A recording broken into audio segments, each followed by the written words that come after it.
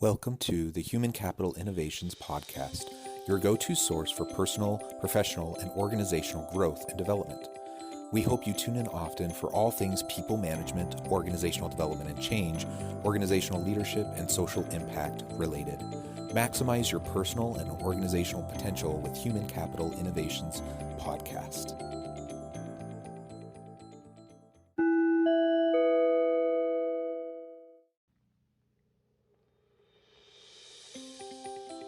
Welcome to the Human Capital Innovations Podcast. In this HCI podcast episode, I share the recent Forbes video, 6 Ways to Recruit Top Gen Z Talent.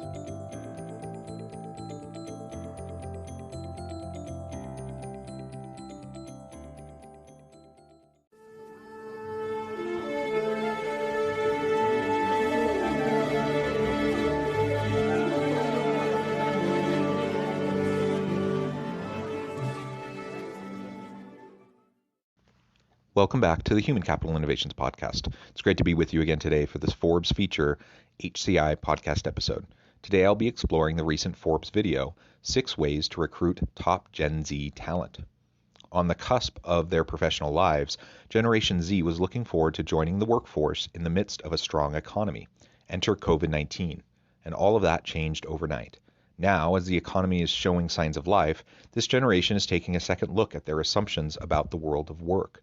And they're changing their minds on several key issues. A new survey by Tallo asked nearly 10,000 high school and college students about their shifting perspectives on work and what's important to them in their first full-time position. Compared to last year, young people are significantly more likely to prioritize financial stability, hone their networking skills, and consider moving for the right offer.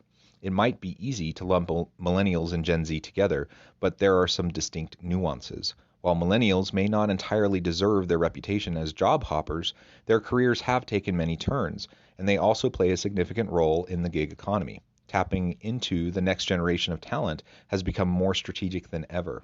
Here are 6 ways recruiters can pivot to get Gen Z's attention on the job front. Thanks for joining me, and I'll catch you on the flip side of this first clip. The world has changed overnight for Gen Z, and they're starting to look for jobs as they come out of college. These are 6 ways that you can recruit top talent from Gen Z right into your business.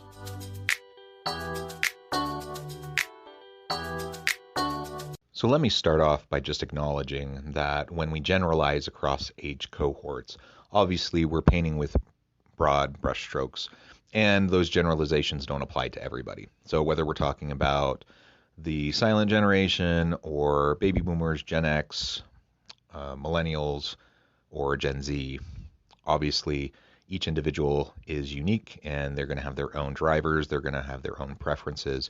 But as we look at them collectively as an age cohort, then we can start to see patterns and we can start to determine trends. And so each of the 6 tips that are going to be shared throughout this video get at the general trends. Of course, we need to recognize the need to reach out to different segments of the population within the Gen Z age cohort. We will see large differences across different segments of that population. The first way is to connect early and often. Even if you don't have any immediate openings available, reach out to promising candidates, because 81% of Gen Z strongly agrees that they need to establish employer communications and contact in order to be able to get where they want to go. That's significantly up 22% from last December. We need to connect early and often. Gen Z individuals, by and large, they really want to have a connection with the organizations where they might work. And there's lots of people vying for their attention. Clearly, there's so much noise out there in the media, and there's so many people vying for the attention of millennials and Gen Z. So this isn't an easy task. But we have to reach out, we have to connect early and often, and ultimately, if we want to attract the best talent, we have to start sooner in the recruitment process. It's not enough to start recruiting senior year of college. We need to be reaching out sooner to colleges and universities. We need to be reaching out even to high schools, depending on our industry and what we're looking for. Ultimately, we just need to connect with possible applicants much, much sooner. Next, emphasize the position and not the company. I realize this may seem completely counterintuitive, but today Gen Z is more apt to choose the role over the brand. In fact, they are twice as likely to choose the position that they wanted all along with a company that they don't know, as opposed to taking a lesser position at a company they do know. This one has always struck me as odd, and I recognize there has been a difference across age cohorts generally. But emphasis of company brand as opposed to the job and the role that someone is performing has always seemed a little bit odd to me. Perhaps that's because I'm on the really tail end of Gen X or the really top end of millennial generations, but that's never resonated with me. Now, brand, yeah, it matters. All else being equal, I'd rather work for the more recognized organization because that could be leveraged into future opportunities in my career. But what we see in Gen Z is that they recognize that developing skills will happen on the job, and so they need the right role. The role is really what they're chasing, and if they can get the right role, then they'll have opportunities that will open up in their career due to the skill set, the competencies and capabilities that they've developed, as opposed to working in a great company but really having a crummy role, which won't prepare them for the fast-changing nature of work. Next, meet them online. Gen Z is recognizing the value of building their own personal brand, with 53% of college students strongly agreeing that this is important. Last year, that was 34%. Meet them online. Meet them where they're at. Most of our Gen Z individuals and students and employees in that generation, they are online. They are on the social media platforms. They're not just on Facebook. They might be there, but more so they're on Instagram. They're on TikTok. They're on places like LinkedIn, but not quite as much. And so meet them where they're at. Get in front of them to get their attention in the platforms that resonate with them. And that may mean you need to stretch yourselves a little bit in your social media marketing efforts and your employee branding efforts within your organization.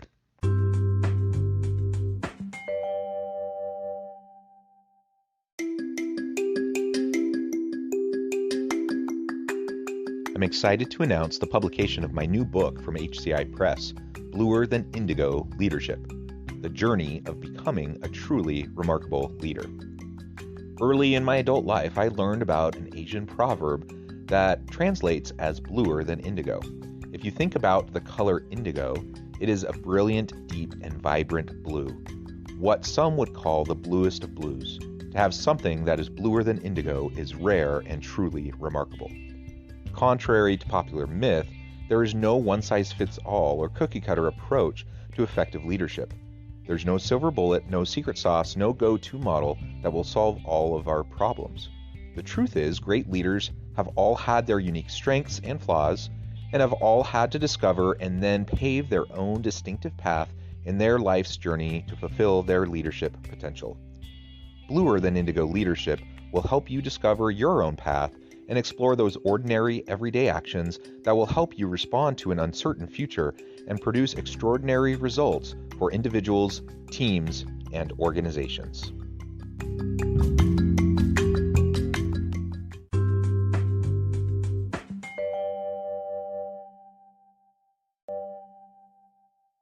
Next, make geography irrelevant. Nearly 3/4 of Gen Z say that they want to work remotely. Well, if geography is no longer critically important to them, well, maybe it shouldn't be as critically important to us either. We are going to work in a world where both in-person and remote work is going to be the norm. Maybe this is the time to make that transition. I've always thought we should make geography relatively irrelevant.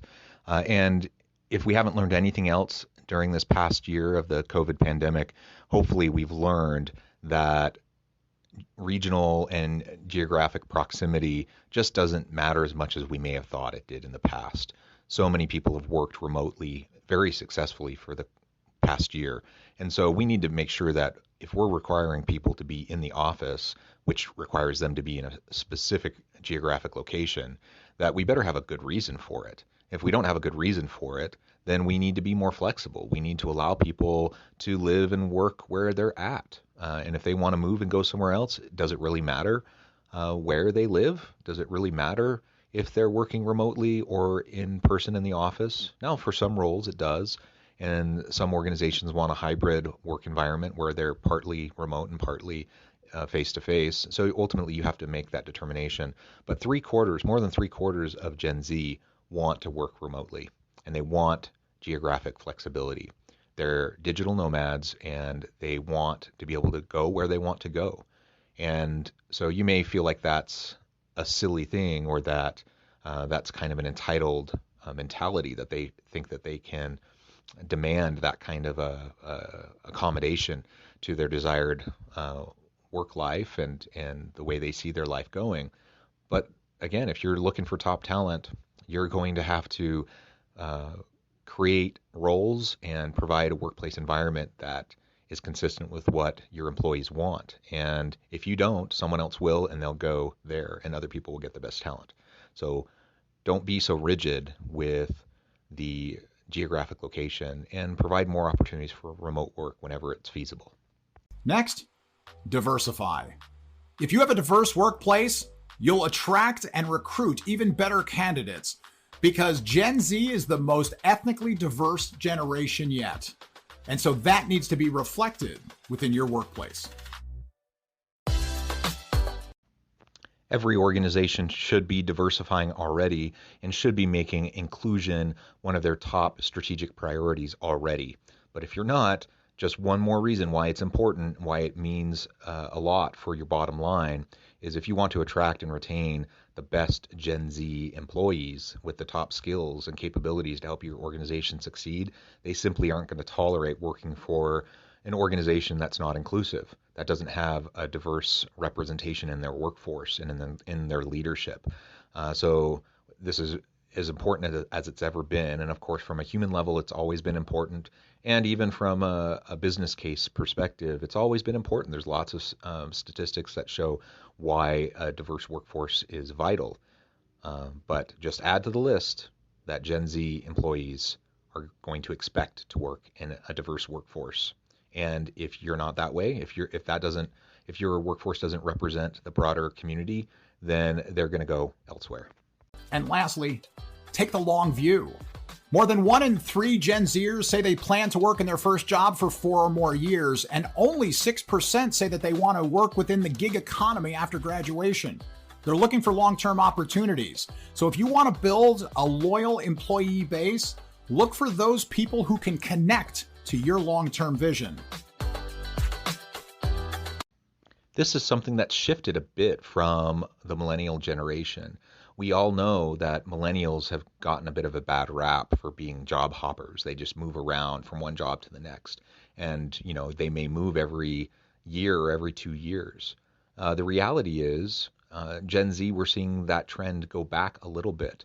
Not a ton, and we're still not talking about baby boomers who are going to go work for the same company for most of their career. But you can expect, 4, 5, 6 years with a good Gen Z employee, more if you have career pathways and career lanes established for them so they can grow within your organization. But play the long game, recognize that these are people you can bring in that are going to stick with you if you invest in them. So make sure that you invest in them and show them that you value them. Gen Z has been fluid during these insane times. In fact, it's impressive how fast they've been able to pivot and adapt to a world that's seemingly changing every day, which is why I call them Generation Resilient. So the takeaway from this for employers, be as nimble as Gen Z in convincing them that you're the right fit.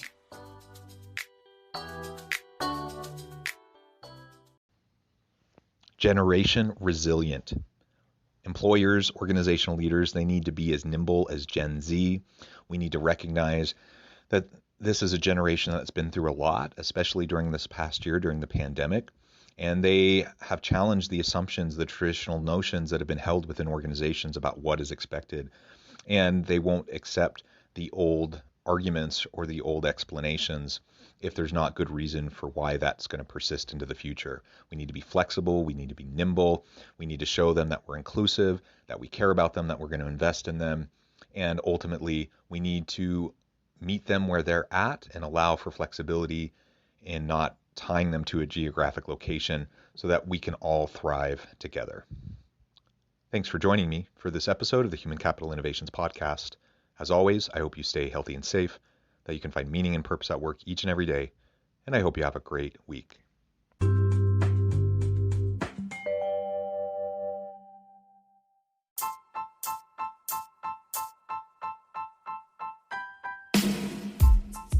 The alchemy of truly remarkable leadership. Ordinary, everyday actions that produce extraordinary results. Consider how the nature of work has shifted over the past 50 years. With increased globalization, rapid technological advancement, and the shift in economic composition, the average job of today looks very different than the average job of 50 years ago. What will the jobs and organizations of tomorrow look like? Moreover, what does this all mean for organizational leaders? What are the core competencies and capabilities of organizations and their leadership that are prepared for continued disruption and geopolitical and socioeconomic shifts? Regardless of what the future holds, increasingly, leaders need to be socially minded, data-driven, decisive, champions of talent, and disruptors of the traditional notions of leadership, teams, organizations, and work. The alchemy of truly remarkable leadership will help you to explore your own leadership competencies and capabilities and consider ways to apply and implement them into your workplace and personal life.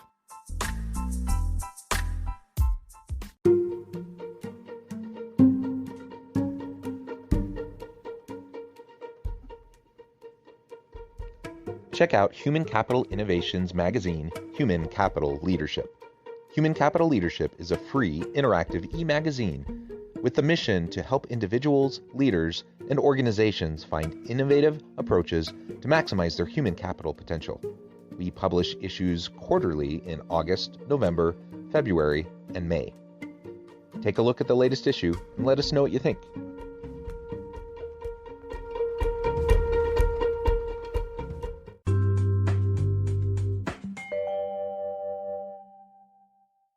Thanks again for joining us for this episode of the Human Capital Innovations Podcast. I hope you stay healthy and safe and that you have a great week.